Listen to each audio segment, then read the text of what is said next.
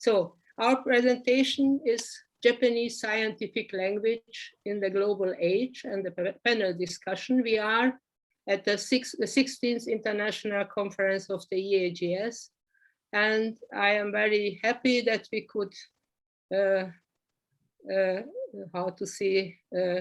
get Irmela Hijia-Kirchnreit, because she's now very busy with finishing her dictionary. She is Professor Irmela Hijia-Kirchnreit is in Berlin now, and the next presenter, Hidashi Judith, is in Budapest now, but she was also a professor in Japan for a while. Hayashi Akiko and me, Eschbach Sabo Victoria, I changed the names to the normal order, meaning in Hungarian and in Japanese, you have the family name first. Professor Akiko Hayashi in English way is a professor at Chuo University and is very much engaged also in Germanic studies. And I am Victoria Eschbach Sabo, working at the University of Tübingen and at the same time working with a young team at Tokyo College.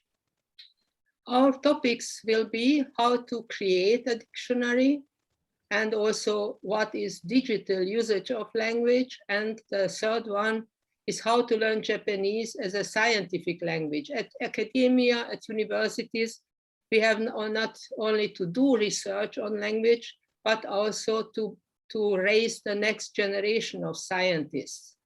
And this becomes in Europe, in the last time, very complicated, as you may know, that linguistics or literary studies, so the philological training is disappearing now. But we wanted to wrap up our 40 years of EAJS experience, working as Irmela Hijia-Kirchnreit and me also as presidents of this society, and Hidashi Judith also as convener or member of the different committees, and also Hayashi Akiko working at language teaching and also at the linguistic department, to give some legacy to the next generation, how to work and what are the shukudai, what are the jobs for the future age. The language contact of Japanese to European languages, as you may know, is very short in comparison to standard average European languages, which are connected together. And we have almost, for instance, Latin and Greek, hundreds of years of working and translating and transmitting. Modern Japanese studies are young in Europe, and of course, dictionaries, databases are now almost only developed for English, but we need absolutely also material for non-English native speakers, as for instance, if you think about the situation of Europe, now the real native speakers of English, Great Britain left the European community. So we are something like the middle is missing, and we have to pretend to speak and use English, also at academia now on a master's level, almost obligatory. Of course, you can see it in a passive and negative way, but I think that digital age, the global age, gives also new chances, as for instance, with all the technical difficulties, we are now together, worldwide together, and can meet also our Japanese colleagues, so that's a good thing. I will make my presentation really very short to give place to my colleagues. And I only wanted to mention that I gave a lecture at Tokyo College, a new interdisciplinary institution at Tokyo University. And there you can see what I am really thinking in a long lecture about scientific Japanese and standard European, average European languages. I used the concept linguistic space for the modern age, which is a concept of our Onshi with Judith, Professor Sepe in Hungary, who was working for UNESCO for a global strategy of developing and using languages. And we can see that, of course, in one sense, we have language contact, which means that we are in contact to neighboring countries, or for education reasons, we are bilingual, like now in Europe, English and Hungarian, English and German, English and Russian, but also fictive spaces like diplomacy, cuisine, international banking, where we have fictive linguistic spaces. And Japanese is very active in the linguistic space of manga, anime, of soft power, of popular culture, as you may know, without real contact to Japan.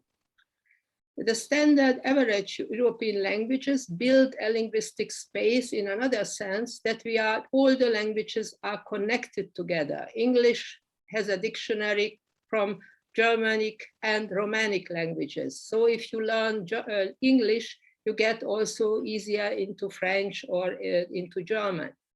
And Japanese is the part of the Sino-Japanese linguistic space. So we have very different cultural traditions and also cognitive traditions. So the writing systems are really extremely different.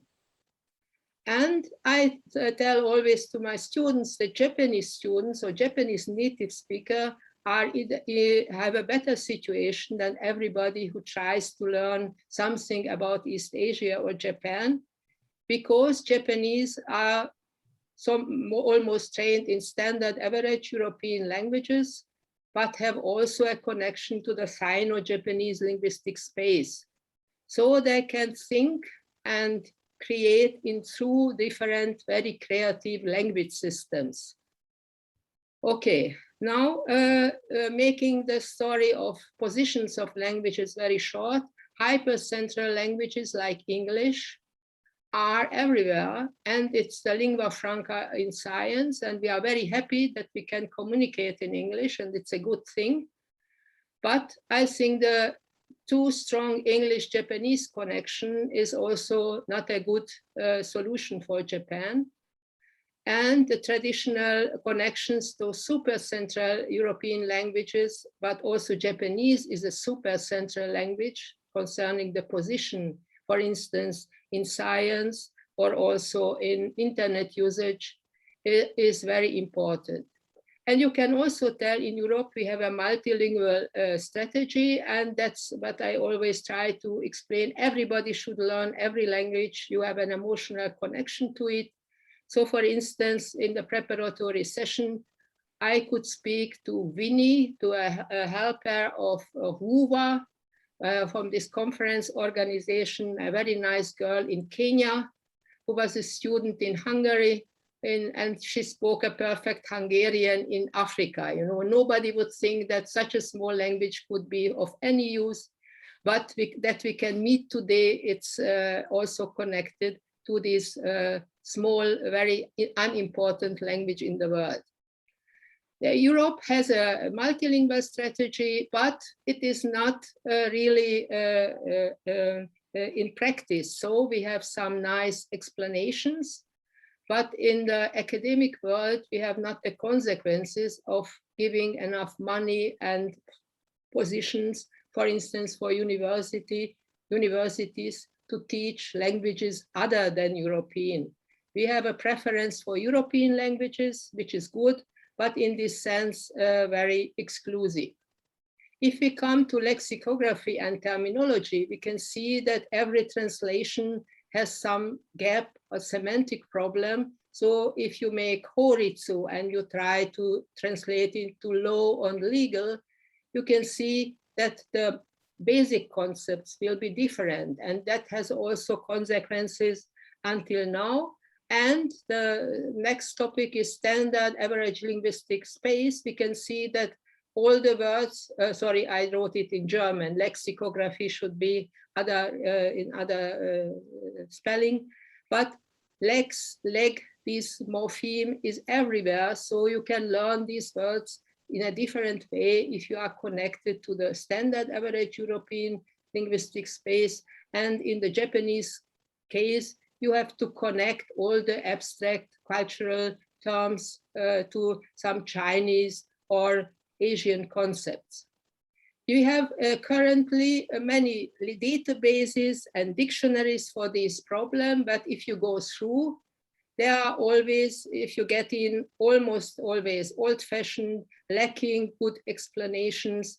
That means that also for humanities, technology, or natural sciences, people are in need of real basic work where we can not only connect the past, but as our colleague Jürgen Trabant from Berlin, a philosopher of language, tells, to give also more chances for creativity through language. If you know more languages, you have more brain connections to other concepts, ideas, and that could be also good for a mathematician or an engineer.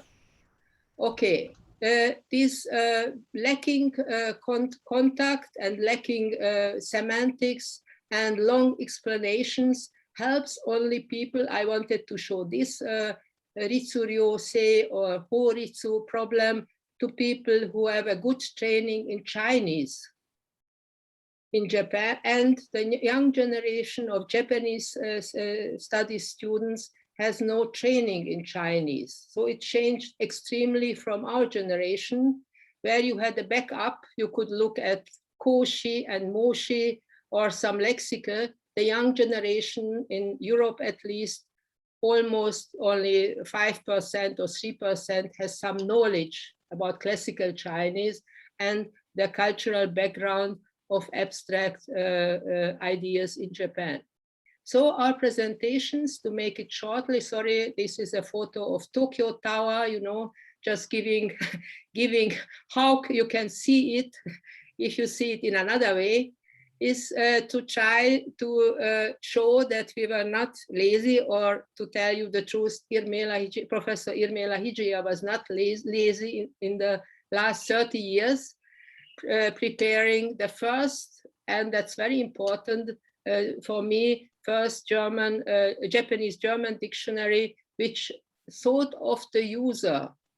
So it is made that somebody in Europe, knowing German, can enter to the entries, and he or she has not to know everything or have a Japanese background, native speaker background. Then we have the presentation for Professor Hidashi, and teaching from Professor Hayashi Akiko. And now I just wanted to show you the next topic for the first volume, but now the third volume will come. And to close my short presentation, this is a picture from the famous German intellectual journal, Die Zeit, where in the year 93, almost a long time ago, it was proposed that Germany could improve the scientific system and make more basic research or more successful research if we understand the Japanese way of thinking and also the Japanese way of academic work. So if you think what can we win, even if people from Japanese studies or learning Japanese will not become a Japanologist in the end, is to be in contact with an ideologo and phonographic science system, which is coming now in Europe in advertisement and everywhere. You know, we see the environment is moving in a semiotic way, and also to have a contact to a very high level kokugaku, philology, Japanese linguistics, and we have also a very long Western tradition. And to get, if you learn good Japanese, you can get a lot of very high level internet information and to be connected to a lot of internet users. Okay, the job possibilities are also there, of course, for Japanese in Europe or for our students in Japan. And also to learn something for aging society or for artificial intelligence and digitalization by knowing this complicated semiotic system. So for instance, to make some explanation for a washing machine, in Europe, it could be useful to see how the Japanese explain things with pictures and language, to change from a Gutenberg society, from a linear language usage to some more understandable and enjoyable way of thinking and doing. So thank you very much. Now I finish my presentation, and I would like to ask our friend Irmela just to start with your presentation. Can you please? I stopped my presentation. Okay. Okay. Now I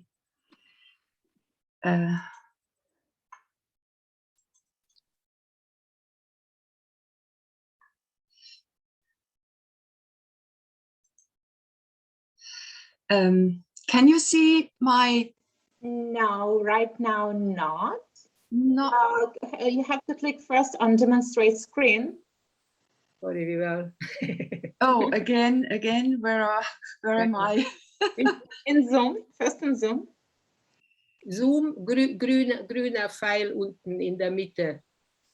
I cannot access it now.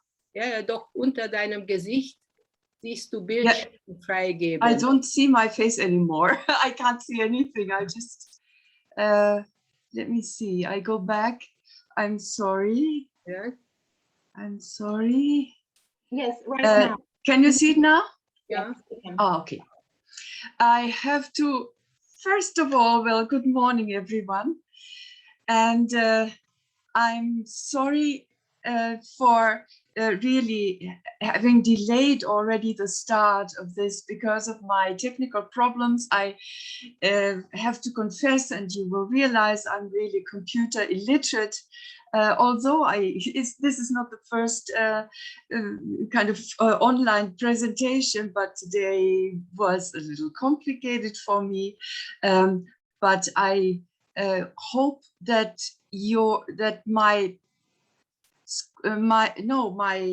presentation is very. It's not. How can I enlarge this? I'm sorry. Du gehst auf Bildschirmpräsentationen. Oben, ja, Mitte. Ja, ganz oben ist also wo Start, Anfügen, Zeichen und so weiter. Ja, okay. Dann. Und von Beginn an. Ja, genau. Und jetzt suchen Sie auf diese 3 Dots, also Punkte. Ja, also ein bisschen unten. Noch unten. Wo also unter die Folien. Diese 3, ja, klicken Sie da und dann Referenziationsansicht ausblenden, diese 3 dritte. Ja, nee, hat nicht funktioniert. Okay, ich habe verdammt. Okay, dann von Beginn an noch einmal. Sorry. Warum es ist immer ein Geheimnis, warum? Von Beginn an jetzt. Also, ja. Klicken Sie da. Fortsetzen. Ja. Nee. Nee. Hier. Ja, von Beginn an. Klicken. Funktioniert jetzt gar nicht. Nee. Aktuelle Folie. Daneben. Mhm. Wo hier? Von Beginn an oben und daneben ist ab aktueller Folie. F, ja genau. Nee, funktioniert. Das hatte wenigstens vorhin funktioniert. Ja, jetzt. I'm sorry. Und ganz oben gibt es noch eine. Ja, diese. Ja. Von Anfang. Klicken Sie da. Funktioniert nicht.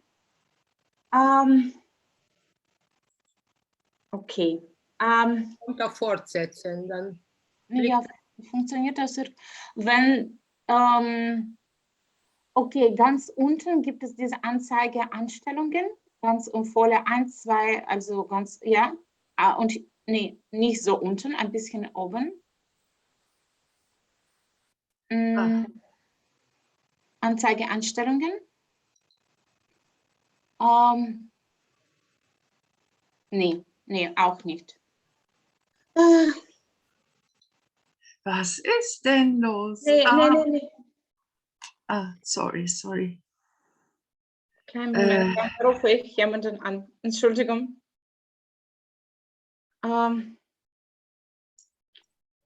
Nee, das klicken Sie nicht mehr. Also versuchen Sie noch einmal von Beginn an.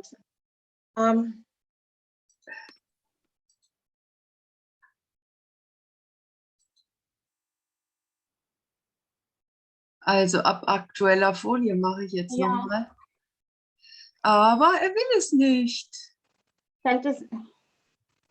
Drück etwas härter drauf, vielleicht drückst du jetzt zu Nein, ich drücke fest.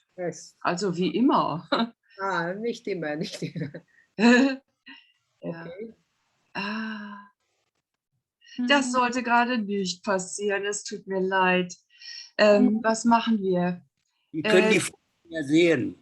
Wir sehen die Folie, ist doch okay so. Ja, genau. Das tut mir wirklich leid, aber kann ich denn weiter jetzt klicken? Gut, also ich fange jetzt einfach an. Es ist schrecklich, aber es ist, wie es ist.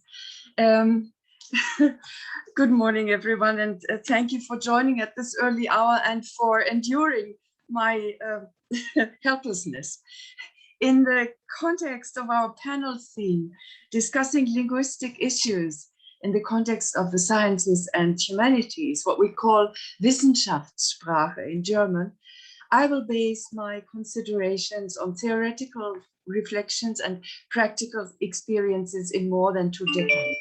And although I hope that what I offer you will be of a general nature and not limited to one project, our panel initiator, Vicky Eschbach-Sabo, whom I thank for her idea and invitation, encouraged me to start right away with showing you what is the project in question. It is the Comprehensive Japanese-German Dictionary in 3 volumes. It's called the Großes Japanisch-Deutsches Wörterbuch, or Wadoku Daijiten. And you see here the flyer for the first volume, and also the back of the box for the second volume. Volume 1, A to I, came out in 2009, Volume 2, J to N, in 2015, and Volume 3, O to Z, is with the publisher and will hopefully come out later this year. Looking back at the years since 1996 or so, when we seriously began to consider steps to set on track an undertaking of this dimension, which, as a matter of fact, is the largest single project of its kind in German Japanology, the world has changed radically. So we find ourselves in a new setting altogether concerning the discourses, whether scholarly, cultural, political, or even on the role of language in our 21st century. And Victoria Eschbach has just alerted us to this already. And although because of our limited time, I cannot adequately address all the issues that I had announced in my paper proposal, let me briefly sketch the framework of this all. And my topics are, do we still need dictionaries? And I will also, well, you can see here, but I have to say something about when we speak of we in the mid-1990s, whom am I talking about? And whom did we conceive of this project for? German-speaking area scholars of Japan, teaching, reading and studying, translating Japanese texts, irrelevant of their specialized fields, of course, are one big target group. And practitioners of exchange, broadly speaking, those who communicate on a professional level and need a differentiated, sophisticated approach to understanding texts and utterances. And actually, you should think that there is no need for justification of such a project, although it looked like there was and has been. And that is also one point that I will come back to later. I would like to say more about the need to a better approach to linguistic understanding, because there are some pitfalls already on this level. Practically speaking, the idea was pursued when I was director of the DIJ in Tokyo from 1996 to 2004 as a project which was impossible to realize in a university context or otherwise, and as a basic service of particular sustainability to the German and Japanese societies and beyond. But I'll give you a very brief outline. I don't think I can do the usual presentation. So just my very small thing. Why does it not continue? Nächstes geht's jetzt. Draufklicken. Klick auf die. Slide here, number 2. No, not right, number 4. Yeah. Here. Okay. There is, of course, a history of predecessors and a certain tradition in preparing dictionaries, handbooks, and glossaries, but I cannot enter that more concretely. So I give you just the slides.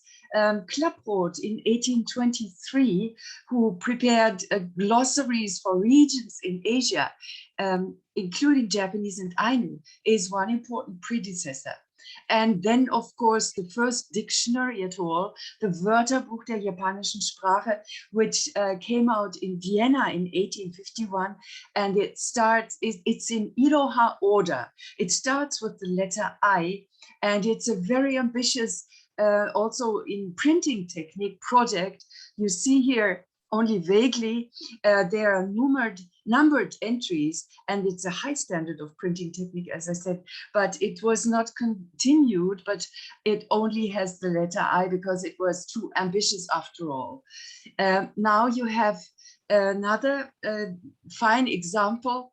If you can see, it's a dictionary which came out only the Japanese German direction, of course, in 1877, but the standard one and the most comprehensive one so far had been Kimura Kinji with his dictionary, which is outdated, but it went through many printings, and it was also a model for us. But in preparation of our project and also in really finding our path through the different concepts and things, we made a systematical overview of the existing more than 1,000 glossaries and dictionaries and their fields. And you can see we had, oh, I'm sorry, you can't read anything. This is the table of contents. We made a systematical list of general dictionaries. I can't read it myself, but you can see there that there are glossaries and dictionaries for very many fields, from architecture and automobile industry through iron and steel or electronics to pharmacology, insurance business, and traffic and transport. So what were our lessons from this research into the existing ones? Vicky has already mentioned what we thought is really essential: to have a comprehensive and updated dictionary presenting words in context, not just glossaries, but materials from a wide range and media, but also terminologies for all fields, which are integrated from the late 19th to the 21st centuries, and essential, that's the point Vicky mentioned, for German and Japanese speakers and users. And we put a lot of thought in how to present which information in which order to which effect, etc., and what to leave out. For instance, we left out indications of accent, but other assets, for instance, are, and there's a new thing here, and you can see it from some cuts from the flyleaf in volume 1. If you open the book, you see it on the first page and the last page. We have an indication of the basic and extended vocabulary of specialist vocabulary, with giving the fields, for instance, say architecture or medicine, and the language of origin, of non-Japanese or Sino-Japanese world and word or etymologies, and extra services like we give Kigo, we give extended explanation like you find in the Korean. So there's no need to check other dictionaries, for instance, for religious terms, etc. And the target group is certainly, as you can see from this, not beginners, learners, or travelers or tourists, but professionals in all fields.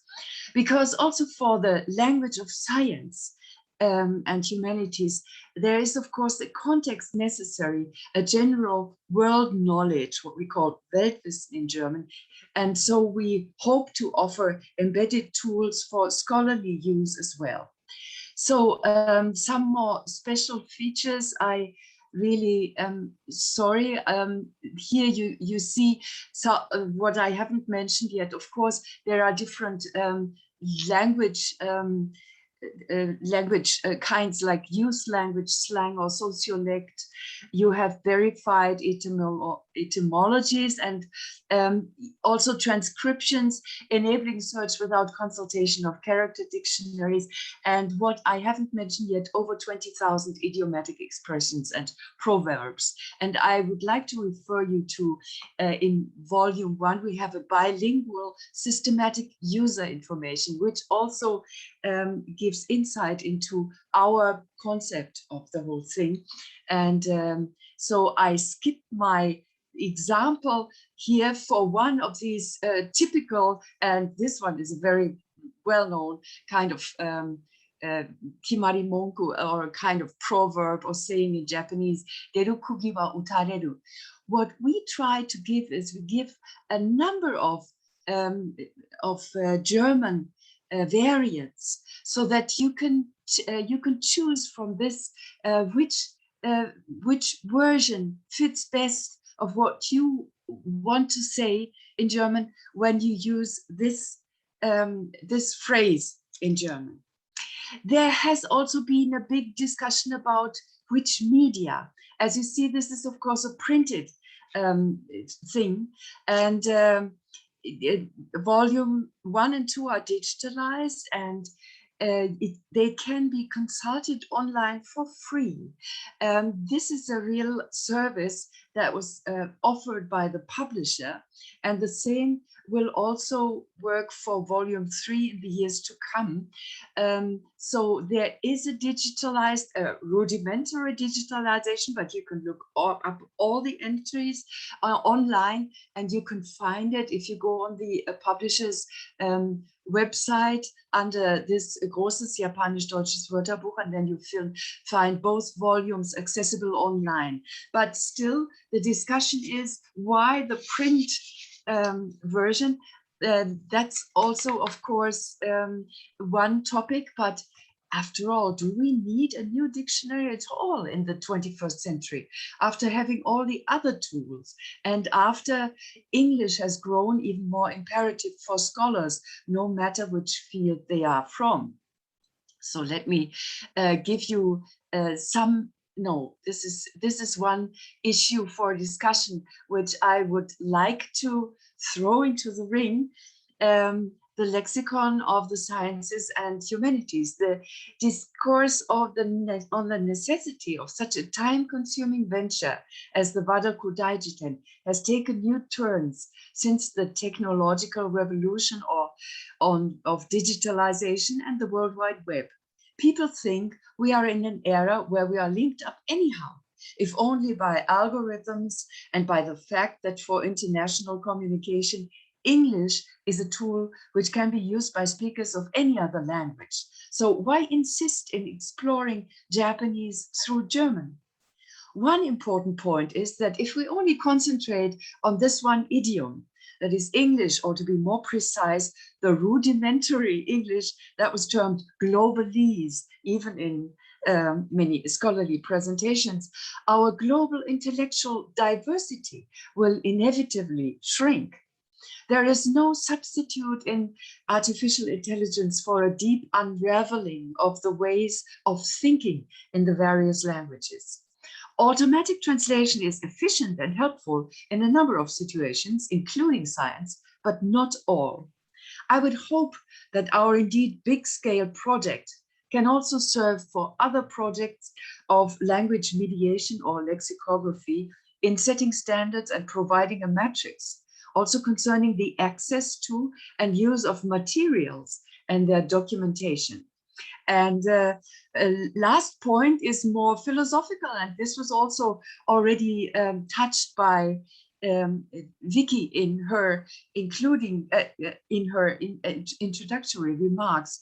In face of the pictorial turn and in face of the fact that separating expressions of feeling, like in emoji, which are for emotional expressions, and rational abstract communication in the sciences in particular, language still remains the essential formative element of man or humankind, which of course is already what Wilhelm von Humboldt has stressed, saying that human is only human through language.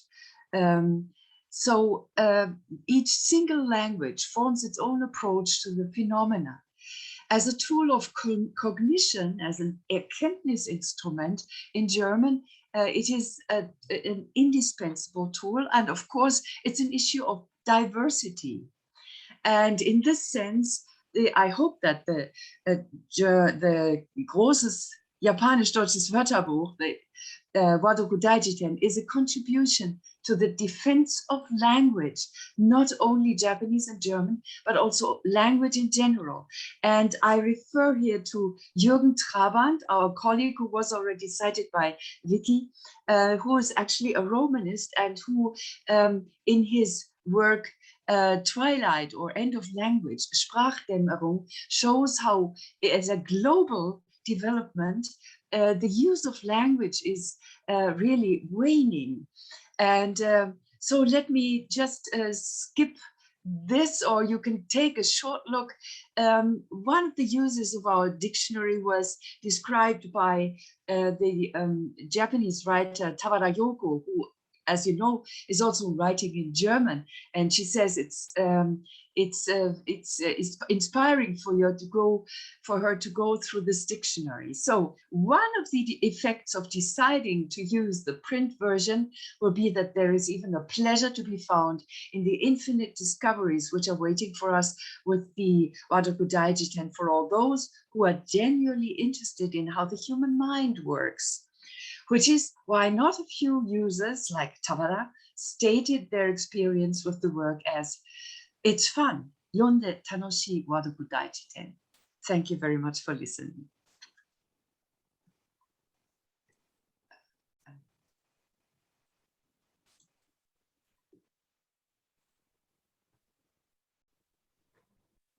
Okay.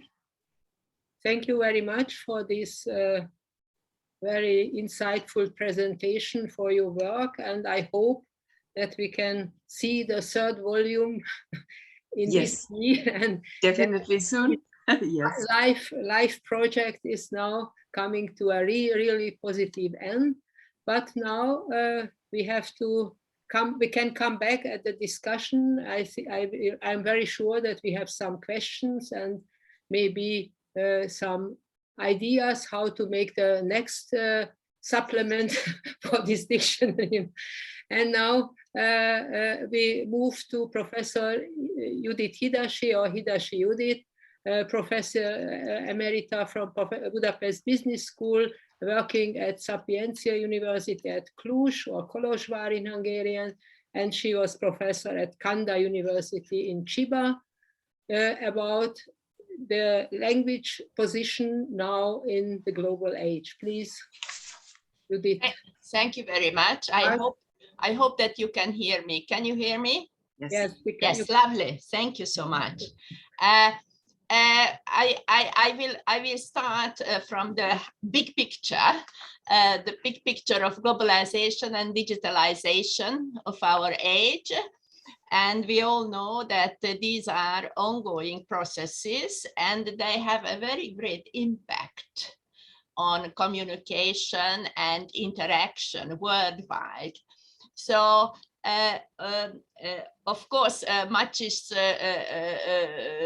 discussed about these topics everywhere in media and in communities and in the world of science.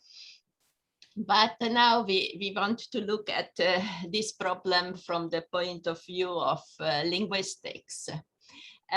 Now, we all know that the most frequent tool utilized in this globalization process is the English language itself, which is, and why is English language? Because English language is the lingua franca of our age. I don't know for how long, but anyway, it still is. And the other reason is that digital technology itself was initiated and mostly developed in science communities with an English linguistic background. So that's why English is so important. Now, so and therefore countries and language communities of the world with a profoundly different language culture and background, they are forced to find solutions to successfully combine the semantical, grammatical, pronunciation specifics of each English lexical item within the digital vocabulary with their own language bound repertoire and possibilities. So practically all countries or all science communities are dealing with this problem, that how to find I wouldn't say a unified, but anyway, a common language, a common digital language based on English. Now, here I have to add a small explanation, a small comment, how I came to this project. In my university, people started a project where they wanted to find mostly online digital glossaries of language pairs like English French or English German or I don't know English Spanish, etc., etc. And they invited me to join this project and to introduce the Japanese English Japanese glossary online. And to my greatest surprise, I found that in Japan, this is not a common thing, and there does not exist an online digital glossary as such. And this was a great surprise because everyone is thinking that because of Japan's high standard of technical development, that would be a natural thing to have such a glossary. But what I found out that there are no glossaries of this kind in use, and not only in online versions, but even not in print versions. Of course, there are very many technical dictionaries, as Professor Kirchner mentioned, yes, dictionaries for special purposes, like technical dictionary, architecture dictionary, medicine dictionary, etc., etc. But there are no special digital lexicon glossaries or dictionaries. And what I found, only one a modest vocabulary, I wouldn't call it a dictionary, a small vocabulary, which is C-data, and it was consisting only of 25 pages, and it had very few entries, like 70 entries. And so I wanted to find out what is the reason behind this, that there are no digital online glossaries in use in Japanese. And what I found was that the reason is that the number of startups in Japan is very small. It is much, much smaller than in other countries of the world. So it is something like 50 times smaller proportionally than, let's say, in the United States. And so the startup business culture is much less developed than in other countries of the world. And the number is very limited, but of course it is growing, but still very, very limited. And this is one specific, that there are very few startups. And the other specific is that most startups are strongly domestic market oriented, and they have very few or even no global potential, and they don't want to have it. This is the so-called Galapagos syndrome, which is much discussed in economic theory, etc., but I don't want to talk about this. So these two specifics, that the small number of startups in Japan and that most startups are domestic oriented, I was thinking that maybe the startups in Japan, the few that exist, they are using very actively Japanese lexicon and Japanese expressions and Japanese words. So I started to look up startup websites and what are the linguistic solutions. And I found that although they are domestic oriented, and what one could assume that maybe if they are domestic oriented, then the Japanese language use is more natural, but still what I found is that they are also, practically all of them are trying to use English language linguistic solutions. So then I started to collect these linguistic solutions. So my research pointed out that there is a lack of proper glossaries in use, and the samples of terminology collected from startup websites, in spite of this fact, they proved to offer a very rich inventory of English-based digital terminology. And so what are the specifics of Japanese digital vocabulary? So of course, as we could expect, Japanese language offers a very exciting pool of hybrid solutions, beginning from mirror translations to direct takeovers of mixed coinage of loan words, etc. But what is a common characteristic, of course, that they are all significantly influenced and camouflaged by the strict rules of the Japanese katakana transcription. So now I tried to use the typology of this research group that I talked about, who were using their research in other language pairs, and they determined several types. So linguistic solutions can be categorized as zero equivalent or formal equivalent, within formal equivalent, direct loan, full loan, target language approximation, partial direct loan, indirect loan, or combined equivalent, again, partial content-based hybrid translation, indirect loan, and autonomous equivalent. Now, so this is the typology. And I tried to fit into this typology the Japanese language solutions that I found. What I found, the first thing was that there are no full loans in Japanese.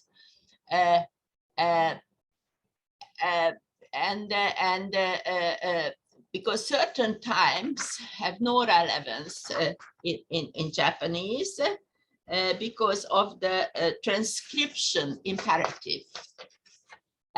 Because full loans would make sense only if Latin alphabet pronunciation was in use. But Japanese speakers tend to pronounce English loan words according to the syllabic segmentation of the katakana script. So no matter that in principle they are aware of the origin of the pronunciation rules, still they are using the katakana pronunciation. For instance, there is such an expression like mostly active users, and but even if used like this, it would be pronounced by Japanese speakers as mansuri activu user. So according to the katakana breakdown, so there are no full loans in Japanese. And the other types exist. For instance, of course, it would take a long time to go through in detail, so I take only one example for each type, just to shorten my presentation. For instance, target language approximation, like network is netowaku, or partial direct loan, ebook, denshiboku. It's interesting because electronic is used in Japanese, denshi, and the book is used as an English word. Of course, there exists a Japanese word like hon, but it is not used in digital terminology, just like denshi book. Now, indirect loan, income gain, which is a RISO, or partial content-based hybrid translation. For instance, Kensainjin Saitekka. And because here the first and the last element, Kensai and Saitekka, are Japanese equivalents, but the second one, engine, is a Japanized version of the source language.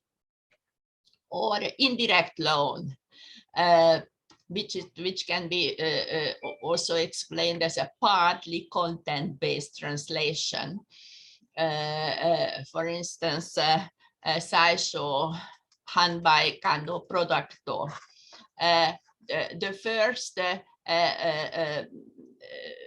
and they give an approximation of semantic meaning, but the last word is transcribed in katakana.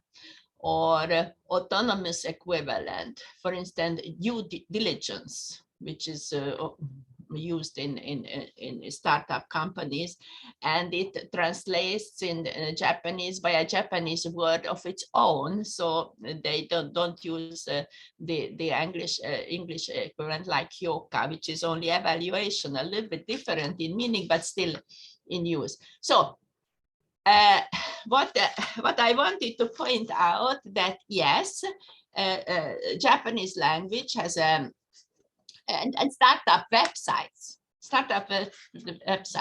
have a rich inventory of digital lexicon, but this digital lexicon is not organized into a digital glossary. And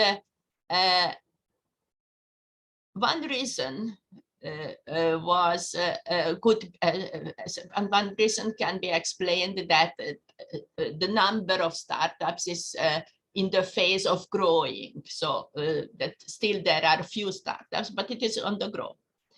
The other reason might be that in Japan itself, it was a little bit how to say, late in reacting to digital transformation.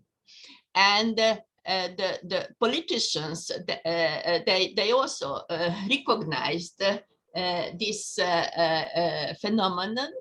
And that's the reason that in September 2020, when Prime Minister Suga Yoshihide took over, he announced the formation of a digital agency, a new government entity, which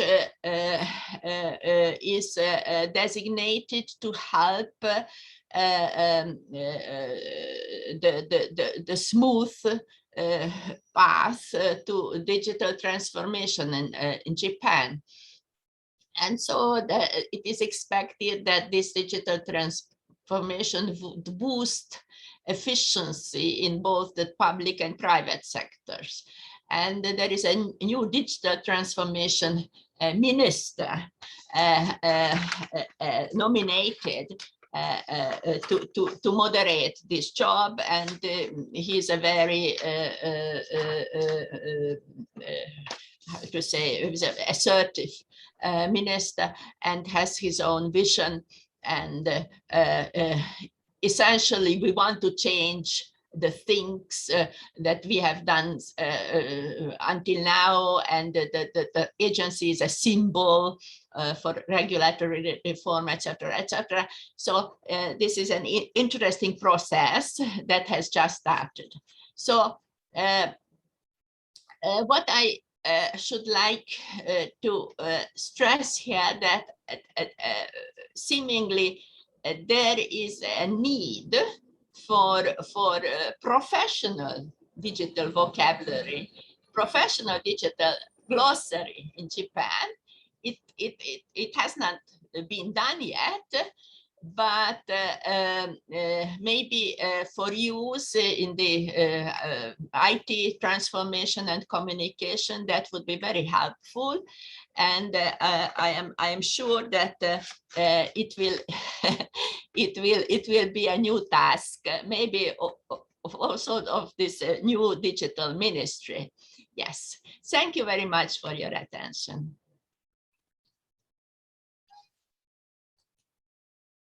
Thank you. Thank you very much for the presentation, showing us how our knowledge could be connected also to our real life, and telling us that, for instance, in the European community, the terminology, for instance, for law and economy was very early connected, English and the local language versions, and that should be also some idea which could help also Japan to overcome some difficulties. Okay, but because of time, I don't want to comment anything. We come now to the presentation of Professor Hayashi Akiko, and to see how we can train students to learn, for instance, to enter into the world where he or she could prepare a professional digital dictionary for startups or companies. Okay, please, onegai shimasu. Thank you. ありがとうございます。中央大学の林明子です。私のタイトルの放題は、大学教育において学術言語という言語編集をどう学ぶか。副題は日本語を母語とする学生の学術ドイツ語の習得に向けてというケーススタディです。本発表では、1、学術言語の学びを考えるにあたって、2、カリキュラムの中での位置づけ、3、読みを中心に、4、これまでの授業実践からという流れでお話ししたいと思います。文部科学省中央教育審議会、学士課程教育の構築に向けて答申、これは2008年のものですが、そこには各専門分野を通じて培う学習力として4つの項目が挙げられています。その中の2点目、汎用的技能の中にコミュニケーションスキル、日本語と特定の外国語を用いて読み、書き、聞き、話すことができるとあります。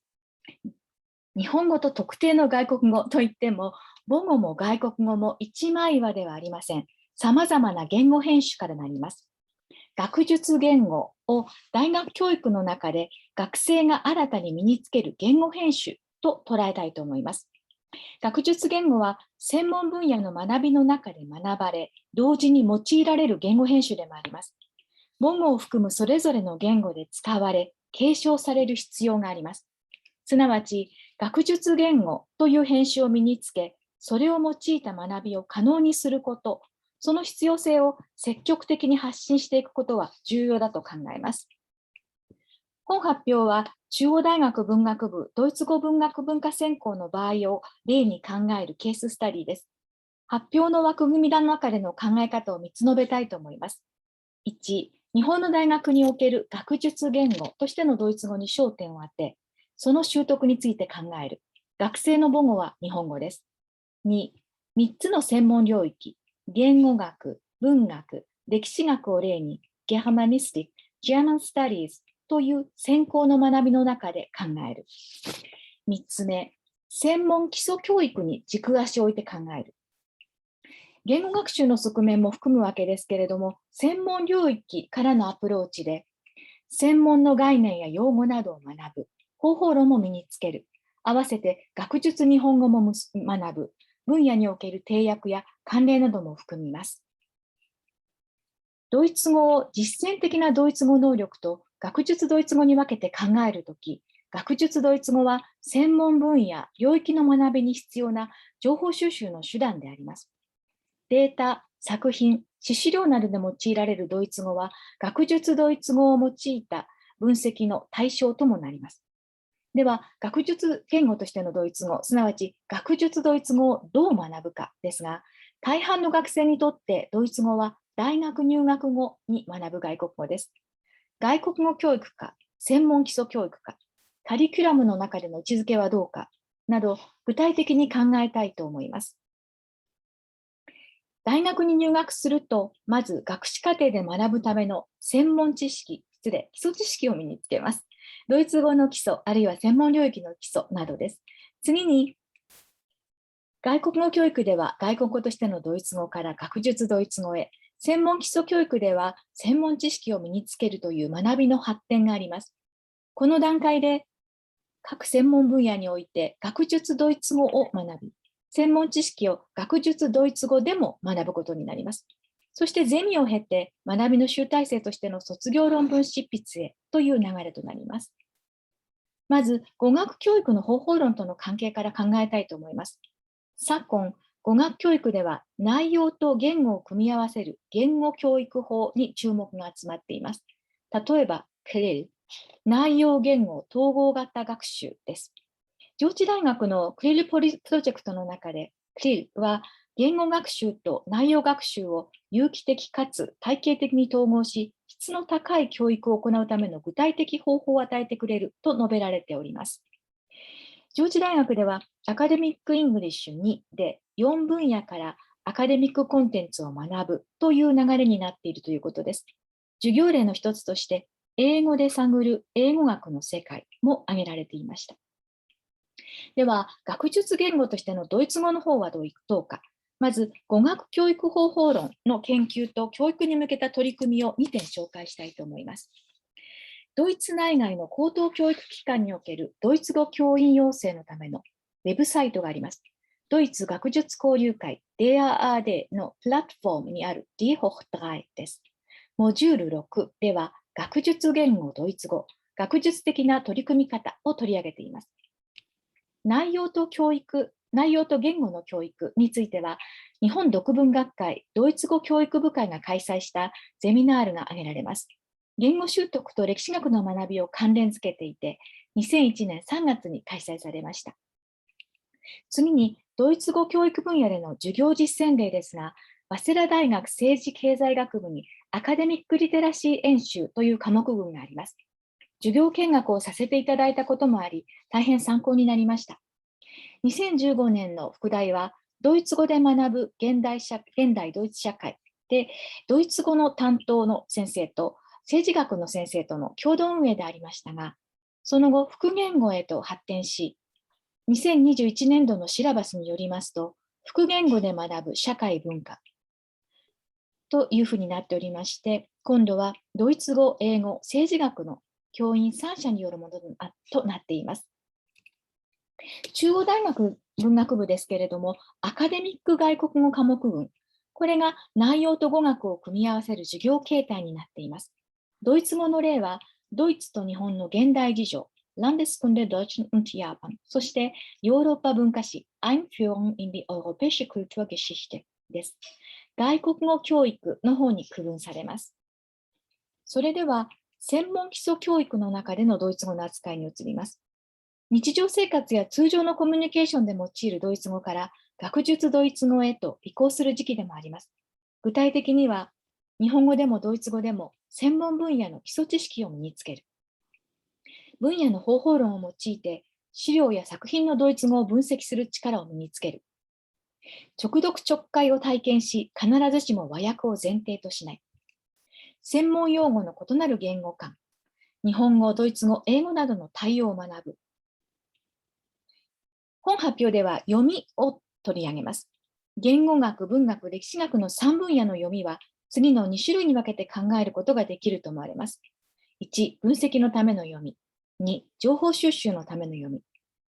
分析のための読みは、生の資料のドイツ語、すなわち言語データ、文学作品、史資料などを分析するときに用います。ドイツ語が分析対象の対象言語、オブジェクトラングエッジとなります。情報収集のための読みは、先行研究を読んだり、用語の定義、方法論を学ぶときに用います。その時の媒介語、メタラングエッジとなる言語は一つに限りません。日本語、ドイツ語、英語などが用いられます。各専門分野の専門基礎知識を伝えるために、ドイツ語で書かれた入門書、ドイツ語を媒介語として専門知識を伝える入門書などを導入文献と呼ぶことにします。導入文献は内容的に基礎から専門への橋渡しの役割を担います。導入文献を読むことは、読みの技能の習得から専門文献の読みへの橋渡しの役割を担います。つまり、学術ドイツ語を学ぶのみならず、活用することにもなります。実際に用いた導入文献の例を各分野一つずつお示しします。言語学分野はテクスト言語学をテーマとしたゼミで、ドイツの大学の初年次教育用の入門書、Einführung in die deutsche Sprachwissenschaft を用いました。文学分野では恋愛小説の言説をテーマとしたゼミで、ギムナジウム高学年向けの教材を、歴史学分野ではドイツ現代史のゼミで、やはりギムナジウム向けのドイツ・ポーランド共通歴史教科書を用いました。授業ではこれらの文献の他にもテーマに合う複数の文献を日本語のものも含めて用いています。これまでの授業実践から専門分野の導入文献を読むために求めたことをお話ししたいと思います。異なる3分野ですが、共通の方針を立てています。読解イコール和訳ではないことを大前提に、まずは直読直解を目指します。2、統合構造を確認する。3、文章のマクロ構造、情報構造も確認する。4、分析的な読みのために音読活動を取り入れる。聞くことも重視する。フロソディの機能に着目するわけですが、統合構造や情報構造を見抜くためなど、で語学の授業とはまた異なる意義を持ちます。そして最終的には確認のための和訳も部分的に取り入れます。和訳を前提とせずに直読直解を目指しながら、なおかつ部分的には理解の確認にも用いるため、次の2つのステップを意識しました。1、便宜上説明訳とします。ドイツ語の統合構造や相互関係を確認するための訳です。次に翻訳、日本語として自然かつ正確に訳します。単純な語彙力以外にも、統合構造や繰り返されている語彙、表現など、文章そのものについての分析が理解に役立つ。自然な日本語にすることに肯定すると、翻訳ではなく作文になってしまう危険性がある。これは2つのステップを経験した学生の記述からです。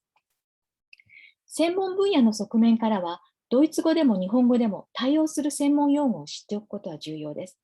専門用語は英語やフランス語にも通じることがあります。日常言語とは異なる学術日本語を学ぶことにも直結します。各分野の基礎知識であり、分野の慣習にものっとったものであります。3分野で共通するが、学ぶ内容としては異なる点というのもあります。次のような事項です。専門分野、ドイツ語と当該分野での定訳を知ること。例えば、ハンドルンという概念は言語学では行為に、文学ではプロットに該当します。2、専門用語の定義を学ぶこと。3、専門分野の慣習を学ぶこと。4、専門に関する背景知識を学ぶこと。5、専門分野に関する情報収集能力を駆使すること。6、テクスト外情報とテクスト内情報の扱い方を学ぶこと。言語学の読み、文学の読み、歴史学の読みという各分野の約束事です。これまで授業実践については次のように言語学、文学、歴史学分野から報告を重ねてきました。本日は学生側から学術ドイツ語に対する学生の意識や専門分野ごとの読み方の違い、関連性について学生の声をいくつか紹介したいと思います。表の紫の枠で囲まれた部分でカリキュラム上専門基礎教育に位置づけられる3分野と外国語教育に位置づけられるドイツ語原書購読との関連です。授業開始時に学生が楽しみにしていることを尋ねました。そうしましたらば、学術ドイツ語に関する記述が見られました。私が楽しみにしていることは、学術ドイツ語を学ぶこと、DAF と Deutsch als Wissenschaftssprache をどのように区別しているのかを知ること、これからの研究で文献を読むのに役立てるような能力をつけること。学術ドイツ語を学ぶのは初めてなので楽しみです。ゼミでも文学の学術ドイツ語を学ぶので、この授業で学んだことを生かしたい。直読直解への言及も少なからず見られました。以下抜粋です。日本語に訳してから読むというのではなく、ドイツ語をドイツ語のまま読むために必要なことを学び、自分の力でできるようになること。直読直解は和訳とは異なる作業である。学術論文をはじめ、ドイツ語の文献を読む際に、和訳だけでなく直読直解もすることができれば、解釈の可能性や自身の考察の幅が広がる。このようにシラバスやオリエンテーションのみからでもここまでの反応があり、これは予想を超えるものでありました。さて、授業の中では第二次世界大戦後のドイツについて書かれた論説文をテクストとして扱ったため、歴史学の教員を授業に招き、同じテクストを歴史学の立場から読むとどうなるかを話してもらうという時間がありました。それを受けての記述です。言語学は文の構造と内容、歴史学は事実の真偽を見ていて、同じ文章でも違う見方や考え方ができる。歴史の専門家の視点から見た教科書の文は、私が読むときとは異なる観点や視点で読まれている。メディアリテラシーも意識させられた。今までは言語学的な様々な読み方を体験しつつも、論説文を読むような読み方と線引きをはっきりできずに進んできた。歴史学的な読み方の話も聞くことで、言語学的な読み方が浮き上がってきて、自分の中で混在している複数の読み方の間に仕切りをつけることができ始めた。学生たちは分野によって異なる読み方に気づいています。秋には逆に言語学分野の教員が歴史学分野の授業を訪ねて話をすることも計画しています。以上、本発表では中央大学文学部を例に学術言語としてのドイツ語の習得について次の3点から考えてきました。ドイツ語は初習の外国語ではありますが、学生たちが意欲的に学術ドイツ語という編集と向き合っている様子が観察されました。また、外国語教育と専門基礎教育との橋渡しの授業の履修を通して、異なる分野の学びを経験し、読み方の違いに気づいていた学生も見られました。その意味で、学術ドイツ語に対する学生側のニーズもあると考えられます。今後の課題としては、個々の事例研究にとどまらず、それを積み重ねた上での一般化、語学教育専門基礎教育間、異なる分野間でのさらなる連携が挙げられます。また、様々な専門分野の担当者の意識改革も合わせて必要かと思われます。引用した文献とウェブサイトは次の通りです。ご清聴ありがとうございました。はい、本当にどうもありがとうございました。これで複数の読み方、複数の質問のコーナーに変わりますけど、時間あんまりない、すみませんけど、それでも、I changed to English because it's the lingua franca of EAJS. Thank you very much for all the presentations, I think showing us on different levels what is our possibility and what are our chances of reflection of language, and showing also the for instance, this actual question of Japan's position in the world with startups and economic conditions, or the connection of Japanese to all super central languages like German. And also Akiko's presentation, Professor Hayashi's presentation was very motivating us to see also the effects on young people if we train them to learn these cognitive ways of reflecting language as object language or as meta language and seeing the diversity. So I think these presentations could give us or also to the audience an impact of the positive future we can see. And now we have only 5 minutes for questions, and we decided to make it by raise your hands method. And if somebody wouldn't have the chance to raise his or her hand, then please write the question on email and we will answer later on. Maybe it's sometimes even better because we think a more correct and more appropriate answer in longer time. So please, if you have questions now, for first, Irmela, Judith, and Akiko to each other. Maybe we start with this way on. Do you have some question to Irmela or Yudashi? It's not a question, it's just a comment that I was very glad to hear that the new great dictionary in Germany is going to be really, so what we say, user-friendly. And I think this is a very, very important point, and this is really a, how to say, a paradigm change in compiling dictionaries, because earlier dictionaries were concentrating on linguistic aspects, and very often the user aspect was left unattended. So, but this is a turn, I think, in attitude, and this is a very, very welcome change. And I think that it makes the use much, much easier. This is for Professor Kirchnereith's presentation, and for Professor Hayashi's. I was very glad to see the concept of what you call setsumeiyaku. That this is the explanatory translation. And this is again kind of user-friendly approach that you want, it is not only to drill the equivalence, but to make people understand why and how. And I think that this is maybe a turning point in how to say, in teaching, in pedagogy, in approach to language users in general. There was a question by Professor Endo, but I think I'm not sure whether she's still there. But thank you for this comment. I also think that we really have to think of the users. But there she is. Okay, so Endo sensei, onegai shimasu. Yeah, okay. 日本語でも結構です。とても面白く聞きました。直接今日のお話とは少しずつずれて重なっていると思うんですけど、林先生と日地谷先生とに関係してくるかなと思うんですが、今私は介護の外国人に日本語を教えるときに言葉は非常に困っています。例えば見えますか？漢字見えますか？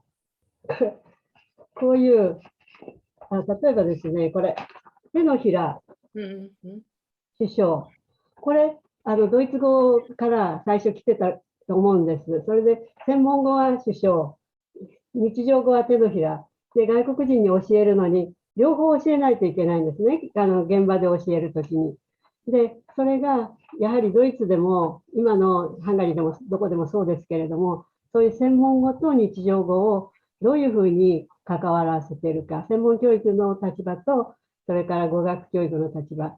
で、私はその現場の、介護の現場の人たちにどうやってこの2つを一緒に覚えなさい。例えば、発熱、熱が出る。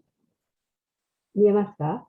で、これ2つをね、やはり同じようにドイツ語でも、辞書でも、ドイツ語の辞書でも別の項目としてこういうのが出てくるのか。はい。Sorry, Sensei, すみません。We have to close because the next session is taking over. But it's a very important question. I can see that everybody would understand that linguistics has to do with us and with the body and also with our future life as in an aging society. So thank you for everybody. And please write your questions or we can communicate on individual level. And minasan o genki de from Budapest now. Goodbye, goodbye. Thank you very much. Yes. ありがとうございました。ありがとうございました。はい、どうも。